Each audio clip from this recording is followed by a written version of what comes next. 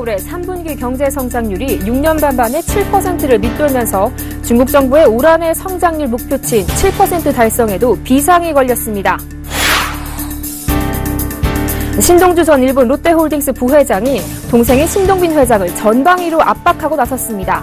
신 전 부회장은 아버지 신격호 총괄회장의 집무실을 직접 관리하고 이달 말 있을 소송을 준비하는 등 2차 반격에 박차를 가하고 있습니다. 세계 금융위기 이후 우리나라의 물질적 삶은 나아졌지만 어려울 때 주변에 의지할 친구나 친척이 없는 등 삶의 질이 OECD 회원국 중 꼴찌였습니다. 이번 달부터 내년 초까지 수도권 11곳에서 4조 원이 넘는 토지 보상비가 풀린다는 소식에 벌써부터 인근 부동산이 들썩이고 있습니다. 자세한 내용은 잠시 후 투데이 포커스에서 알아봅니다.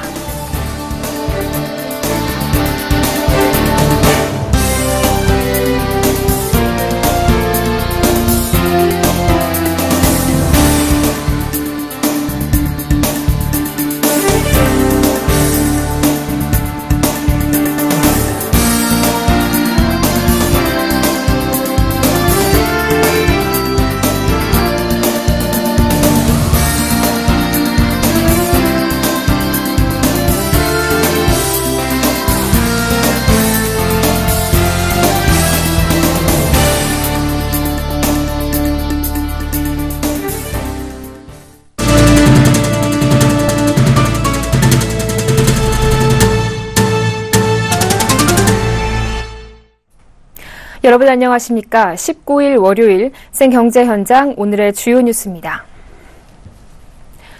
중국의 올해 3분기 경제 성장률이 6.9%를 기록했습니다. 중국의 분기별 경제 성장률이 7% 아래로 떨어진 것은 지난 2009년 1분기 이후 6년 반 만에 처음입니다. 중국 3분기 국내 총생산은 17조 3,595억 위안으로 지난해 같은 기간보다 6.9% 증가하는 데 그쳤습니다. 중국의 3분기까지 누계 GDP는 48조 7,774억 위안으로 성장률이 전년 동기 대비 6.9%로 떨어지면서 중국 정부의 올 한 해 성장률 목표치인 7% 달성에도 비상이 걸렸습니다. 올 들어 3분기까지 중국의 1차 산업은 3.8% 성장했고 2차 산업은 6%, 3차 산업은 8.4% 성장해 3차 서비스 산업이 성장률을 견인했으나 1, 2차 산업의 둔화세를 막기에는 역부족이었습니다. 롯데그룹 경영권 분쟁이 신동주 전 일본 롯데홀딩스 부회장의 조직적인 반격으로 새 국면에 접어들었습니다. 신 전 부회장은 자신이 설립한 SGJ 코퍼레이션을 통해 부친 신격호 총괄회장의 집무실이 있는 롯데호텔 34층에 대한 직접 관리에 나서는 한편 한일 양국 법원에 제기한 소송 3건을 차근차근 준비해가며 동생 신동빈 롯데그룹 회장을 압박하고 있습니다. SGJ 코퍼레이션에 따르면 신 전 부회장은 신격호 총괄회장의 집무실로 매일 출근할 예정입니다. 소송 대비를 위해 부친 주변에 설치된 CCTV를 차단하는 한편 롯데그룹의 신 총괄회장에 대한 롯데 각 계열사의 업무 보고를 요구했습니다. 이에 대해 롯데그룹은 신 전 부회장 측이 월권하고 있다면서 부정적인 반응을 보이고 있습니다. 소송 3건 중 한국 법원에 제기한 호텔롯데와 롯데호텔 부산의 이사 해임에 대한 손해배상 청구 소송이 이달 28일 첫 심리가 이뤄질 예정입니다. 국내 기업들의 수출 가격 경쟁력이 갈수록 떨어지면서 대형 수출주들의 주가도 출렁이고 있습니다. 주요국이 줄줄이 자국의 통화 가치를 떨어뜨린 가운데 한국의 수출 가격 경쟁력은 2010년 이후 최저 수준으로 분석됩니다. 코트라가 집계하는 한국 제품의 가격 경쟁력 지수도 올해 3분기 45.4로 지수 산출이 시작된 2009년 3분기 이후 가장 낮았습니다. 가격 경쟁력 지수는 50 이상이면 전분기 대비 호조를, 50 미만이면 부진을 의미합니다. 단기적으로도 한동안 상승하던 원달러 환율이 다시 하락세를 보이고 있습니다. 이에 따라 삼성전자의 3분기 깜짝 실적으로 부풀었던 대형 수출주들의 환율 효과에 대한 기대도 조금씩 꺾이고 있습니다. 세계 금융위기 이후 우리나라의 물질적 삶은 나아졌다고 하는데 삶의 질은 바닥 수준인 것으로 나타났습니다. 특히 나이가 들수록 어려울 때 주변에 의지할 사람이 없었습니다. 앵커 리포트입니다. OECD는 우리나라를 독일과 함께 금융위기 이후 물질적 토대가 나아진 대표적인 나라로 꼽았습니다. 2009년 이후 가계의 수입과 금융자산, 고용이 늘었고 장기 실업률이 감소하는 등 대부분의 물질적 웰빙 지수가 좋아졌다는 것입니다. 우리나라의 가구당 순가처분 소득은 2013년 기준 29개 회원국 중 20위로 조사됐습니다. OECD 평균을 조금 밑돌았지만 2009년 이후 순가처분 소득이 12% 넘게 증가해 회원국 중 가장 높은 증가율을 보였습니다. 이렇듯 지표상으로 봤을 때 우리나라의 물질적 토대는 나아졌는데 사람들이 느끼는 삶의 질은 최하위 수준을 보였습니다. 어려울 때 의지할 친구나 친척이 있는지와 관련한 항목에서 우리나라는 OECD 34개국 중 최하위의 성적표를 받았습니다. OECD 평균이 88.02점인데 우리나라는 72.37점을 기록해 평균에 턱없이 모자란 꼴찌였습니다. 특히 50세 이상은 67.58점으로 집계돼 한국에서는 나이가 들수록 주변에 의지할 사람이 없는 것으로 나타났습니다.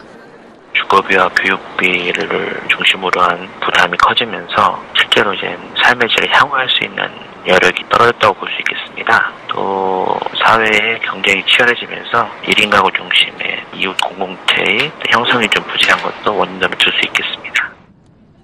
우리나라 사람들의 건강 만족도와 밤에 혼자 있을 때 안전하다고 느끼는 정도, 공기나 수질 등 환경 부문 역시 OECD 회원국 중 하위권에 머물렀습니다. 우리나라 어린이들이 부모와 함께하는 시간은 하루 48분으로 OECD에서 가장 짧았습니다. 이 중 아빠가 같이 놀아주거나 돌봐주는 시간은 하루 6분에 불과했습니다. OECD 평균은 하루 151분이고 이 중 아빠와 함께하는 시간이 47분인 점을 고려할 때 극히 짧은 수준입니다. 이렇다 보니 개인이 평가한 삶의 만족도는 10점 만점에 5.8점으로 OECD 34개 회원국과 러시아, 브라질을 포함한 36개국 중 29위에 그쳤습니다. OECD는 20%가 넘는 남녀 근로자의 소득 격차와 상하위 계층 소득 불평등을 우리나라가 개선해야 할 과제로 뽑았습니다. 서울경제TV 정한입니다. 국내 준대형차 시장은 현대자동차 그랜저와 기아자동차 K7이 장악하다시피 해왔는데요. 지난달 K7이 한국 GM 임팔라의 2위 자리를 뺏기고 LPG차 시장에서는 그랜저가 SM7의 1위 자리를 위협받는 등 위상이 흔들리고 있습니다. 정훈규 기자입니다. 한국 GM과 르노 삼성이 준대형차 시장에서 그간의 부진을 털어내며 지각 변동을 일으키고 있습니다. 그동안 국내 준대형차 시장은 현대차 그랜저와 기아차 K7의 동무대였습니다. 지난해 두 차량의 판매량은 11만 5천여 대. 같은 기간 한국 GM과 르노 삼성의 준대형차 판매량은 만여 대에 불과합니다. 둘이 합쳐 기아차 K7 판매량의 절반에도 못 미쳤습니다. 하지만 올 하반기부터 한국 GM이 신차를, 르노 삼성이 상품성 개선 모델을 선보이면서 분위기는 반전됐습니다. 한국 GM이 알페온 대신 내세운 임팔라는 지난달 1,600여 대가 팔려 K7을 제치고 준대형차 판매 2위에 올랐습니다. 한국 GM이 준대형차급에서 2위에 오른 것은 GM 대우 시절까지 포함해 이번이 처음입니다. 한 달에 준대형차를 1,000대 이상 판매한 것도 한국 GM으로서는 처음 있는 일입니다.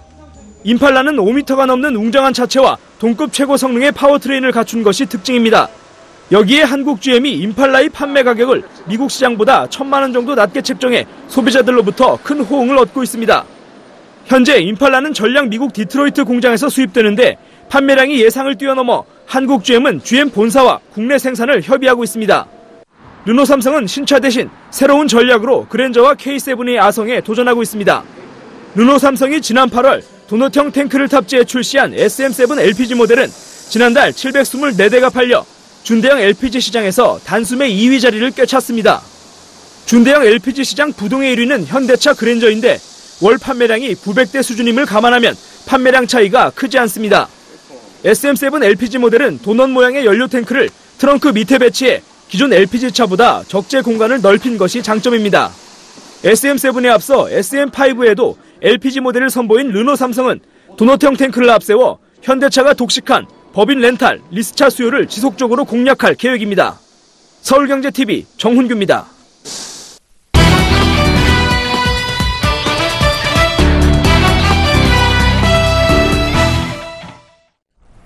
이번 이번 달부터 내년 초까지 수도권 11개 택지지구와 산업단지 등에서 대규모 토지보상비가 풀립니다. 토지보상비가 부동산 시장으로 들어오면서 주변 부동산 시장이 들썩일 것으로 보이고 있습니다. 부동산 시장에 어떤 영향을 미칠지 보도국 정창신 기자와 전화 연결해 자세한 내용 알아보겠습니다. 정창신 기자, 내년 초까지 토지 보상이 이뤄지는 곳은 어디고 또 얼마나 지급되는 겁니까? 네, 이번 달부터 내년 초까지 수도권 11곳에서 이루어지는 토지 보상비는 4조 2천억 원 규모입니다. 토지 보상비는 택지 개발이 이루어지는 지역의 토지 소유자에게 공시지가와 실거래 가격, 보상 선례 등을 종합적으로 고려해 지급하는 땅값을 말합니다. 이번에 토지 보상이 이루어지는 곳 중 보상 금액이 가장 큰 곳은 서울 강동구 고덕강일 공공택지지구입니다. 166만 제곱미터 면적의 토지 보상비는 1조 1925억 원입니다. SH공사는 지난 7일 공고를 내고 보상 절차에 들어간 상태입니다. 앞으로 주민공람과 감정평가 등의 과정을 거쳐 내년 초부터 보상비가 지급될 예정입니다. 연말에는 한국토지주택공사가 경기도 고양덕은 도시개발사업지 64만 제곱미터의 토지 보상에 들어갑니다. 예상되는 보상비 규모는 7,200억 원 수준입니다. 내년 초에는 평택 지역의 보상이 집중될 예정입니다. 평택 황해경제자유구역 현덕지구에서는 232만여 제곱미터에 2,882억 원의 토지 보상이 이루어집니다. 또 평택 율북 산업단지는 136만여 제곱미터에 2천억 원의 토지 보상비가 나옵니다. 평택 산업은행 복합단지는 82만여 제곱미터에 1,600억 원의 보상이 집행됩니다. 평택 지역에서만 약 6,400억 원의 보상금이 풀리는 것입니다. 네, 토지 보상비가 4조 원이나 풀리는데 이렇게 되면 부동산 시장에는 어떤 영향을 미칩니까? 네, 막대한 자금이 풀리면 부동산 시장으로 흘러들기 때문에 인근 부동산이 들썩일 가능성이 매우 큽니다. 실제로 지난 2008년 경기도 시흥에서는 제3경인고속도로 보상금 2천억 원이 풀렸는데요. 당시 3.3제곱미터당 30만 원 정도의 보상금이 지급되면서 이 일대 땅값은 3.3제곱미터당 40만 원까지 올랐습니다. 전년과 비교해 42% 이상 급증한 것입니다. 업계에서는 토지 보상금이 부동산 매입 자금으로 쓰여 수요가 늘어난다고 설명하고 있습니다. 박원갑 국민은행 부동산 수석 전문위원은 일반적으로 토지 보상 자금은 토지나 부동산에 머무르려는 경향이 강하다면서 증여 목적으로 자녀들에게 아파트를 사주는 경우도 있고 대부분은 노후 고정 수입을 목적으로 상가에 투자해 임대료를 받으려 한다고 설명했습니다. 네, 그런데 인근 아파트 단지에도 이게 영향을 미칠 것 같은데요? 네, 토지 보상을 받은 지역에서는 개발 기대감이 높아집니다. 따라서 인근 아파트 값은 이런 기대감의 상승세를 보이고 있는데요. SH공사가 토지 보상을 추진 중인 고덕강일지구 인근 아파트들은 매매값이 올랐습니다. 부동산 114에 따르면 지난달 말 서울 강동구 강일동 아파트의 3.3제곱미터당 평균 매매가는 1,485만 원입니다. 6개월 전에 비해 60만 원 올랐습니다. 함영진 부동산 114 리서치센터장은 토지 보상비가 부동산 시장에 유입될 수 있는 확률이 크다면서 특히 정비사업이 진행 중인 지역들은 주변 지역에 유동자금들이 흘러들 수 있다고 설명했습니다. 다만 그는 토지 보상은 대토나 채권, 현금 등 다양한 방법으로 보상이 이루어지는 만큼 인근 아파트 값에 큰 영향을 미치지 않을 수도 있다고 분석했습니다. 한 센터장은 또 토지 보상을 받으면 대개 자신이 아는 지역에 재투자할 가능성이 높다며 자산가들의 경우에는 금융상품에만 투자하는 것이 아니라 상속이나 임대사업 목적으로 상가 등에 재투자하기도 한다고 설명했습니다. 네, 오늘 말씀 잘 들었습니다. 지금까지 이달부터 풀리는 수도권 토지 보상에 대해서 보도국 정창신 기자와 전화 연결해 알아봤습니다.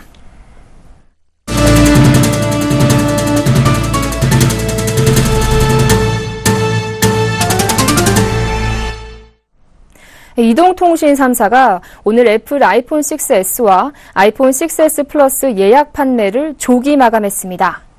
KT는 오늘 오전 9시 예약 판매를 시작한 지 불과 1분 만에 판매량 10,000대를 넘긴 데 이어 10분도 지나지 않아 5만 대를 다 팔고 온라인 신청을 조기 마감했습니다.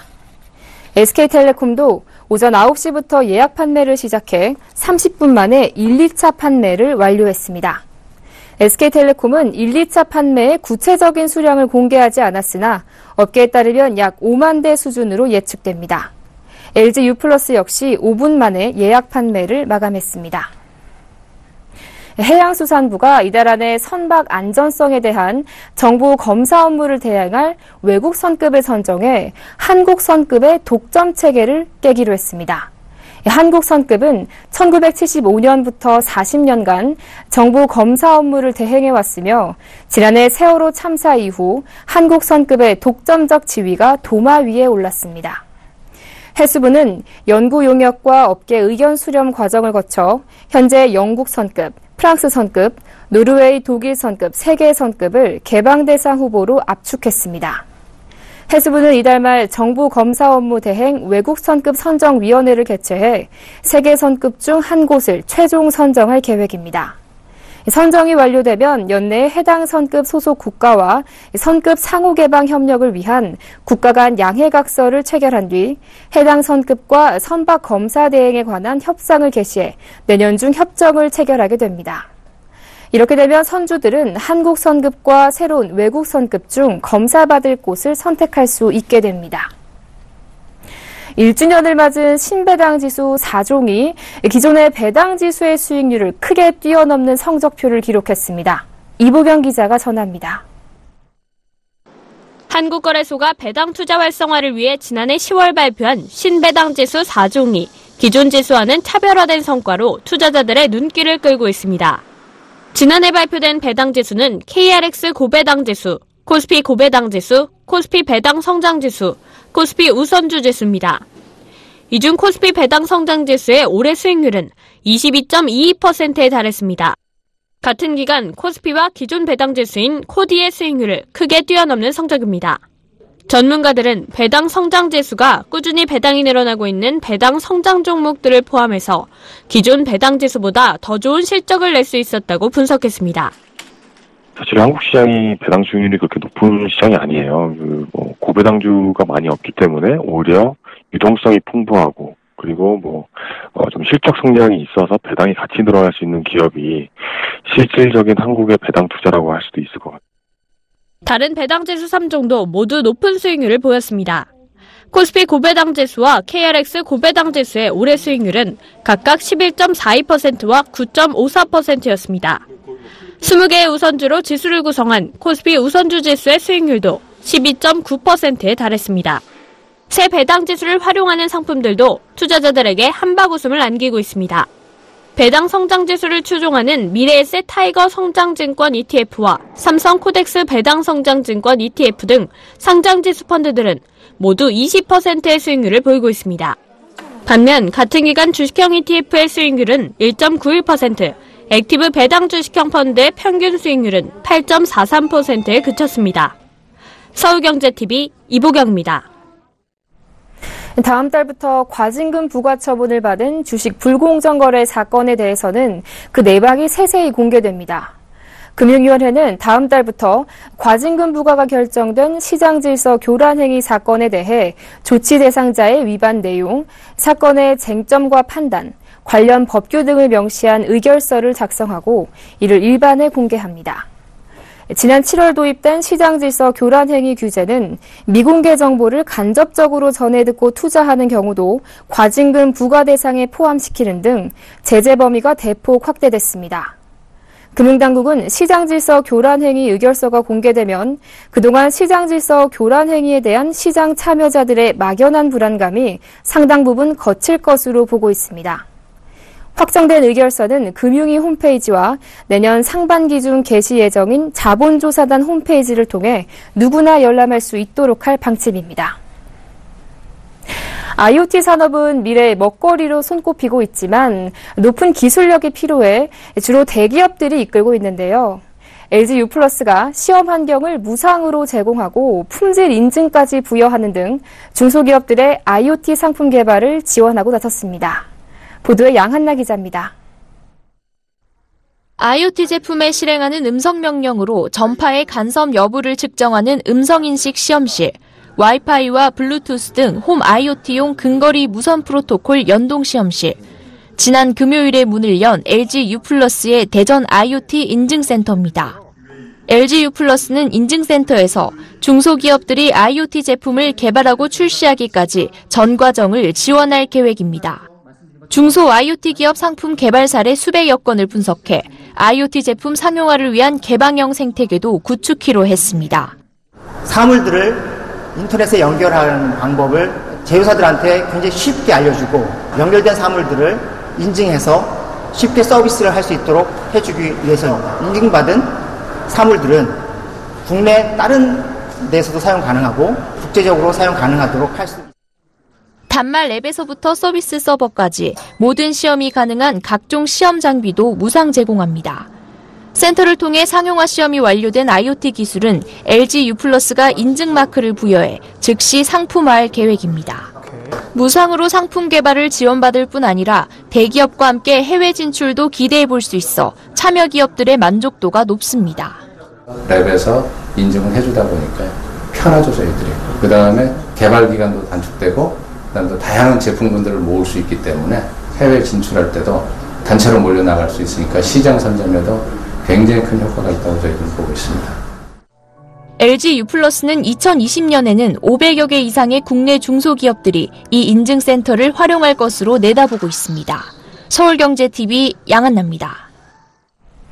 베네수엘라에서 비현실적인 인플레이션이 계속되면서 이 나라 화폐인 볼리바르화는 도둑도 훔쳐가지 않을 정도로 가치가 추락했습니다. 1년 전에는 암시장에서 1달러에 100볼리바르였지만 이제는 달러당 700볼리바르를 줘야 할 정도로 돈의 가치가 떨어졌습니다. 국제통화기금 IMF는 베네수엘라의 올해 물가 상승률이 159%에 이르고 경제 성장률은 마이너스 10%에 달할 것으로 전망했습니다. 지난 8월 5인 가구의 식료품비는 최저임금의 6배가 넘었고 1년 전보다 3배 이상 뛰었습니다. 인플레이션이 워낙 심하다 보니 베네수엘라에서 가장 단위가 큰 100볼리바르 지폐의 가치도 암시장 기준 14센트에 불과해 생필품을 사기에 턱없이 부족한 실정입니다. 물건값이 치솟으면서 현금이 많이 필요하다 보니 은행들은 막대한 양의 지폐를 옮기느라 물류 문제를 겪고 있고 ATM에서는 현금이 금방 동인하고 있습니다. 해양 플랜트 사업 부실로 올해 2분기 3조 원이 넘는 적자를 낸 대우조선해양이 이달 중 부장급 이상 고직급자 300명에서 400명을 감축합니다. 아시아나항공이 자회사로 설립한 저비용 항공사 에어서울이 오늘 국토교통부에 사업 면허를 신청했습니다. 다음 달부터 내년 1월까지 석 달간 6만 7천여 가구가 아파트에 입주할 예정입니다. 기아자동차가 올해 3분기 유럽에서 9만 5,102대를 팔아 역대 3분기 최다 실적을 올렸습니다.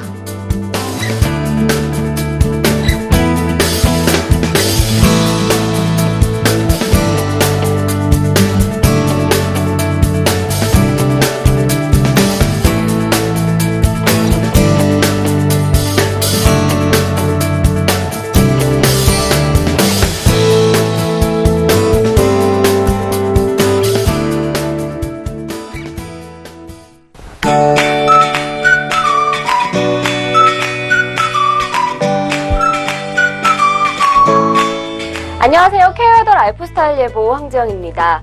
요즘 하늘에 구름은 없지만 하늘이 뿌연데요. 아침에는 안개가 짙게 끼는 곳이 많고 낮에는 안개, 먼지가 흡착되면서 먼지 안개로 남아있기 때문입니다. 내일도 새벽에서 아침 사이 서해안과 내륙 곳곳으로 안개가 짙게 끼겠고요. 미세먼지 농도도 높겠습니다. 한편 맑은 날이 계속되면서 대기는 계속해서 건조해지고 있습니다.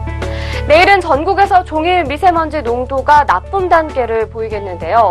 이제 중국의 남방으로 인해 스모그 유입이 높아지는 시기인데다 우리나라가 고기야권 내에서 대기가 안정되면서 유입된 미세먼지가 정체하고 축적되기 때문입니다. 11월부터 본격적으로 나빠지겠고요. 내년 봄까지 수치가 높을 것으로 보이니까 호흡기 관리에 신경 쓰셔야겠습니다.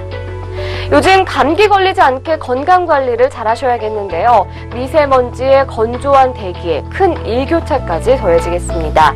내일도 대부분 10도 이상 일교차가 벌어지겠고요. 대전의 경우는 13도, 대구의 경우는 15도나 아침과 낮의 차가 벌어질 것으로 보이니까 옷차림에 신경 쓰시기 바랍니다. 현재 위성영상 보시면 전국에 구름은 없지만 수도권과 충청 지방을 중심으로 미세먼지가 나쁨 단계를 보이면서 하늘이 뿌였습니다. 내일은 중국 북동 지방에 위치한 고기압의 영향을 받겠습니다. 자세한 지역별 날씨 나절 예보로 알아보겠습니다.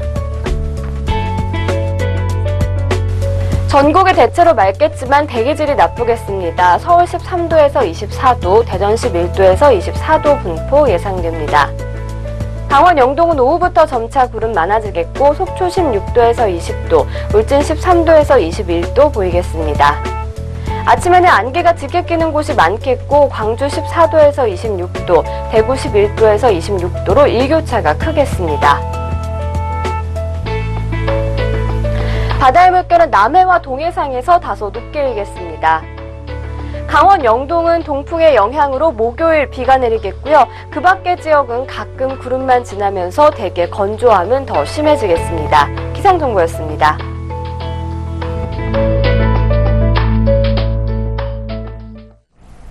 네, OECD가 발표한 우리 사회의 모습은 물질적으로는 성장했지만 주변에 의지할 사람은 없는 외로운 모습이었습니다.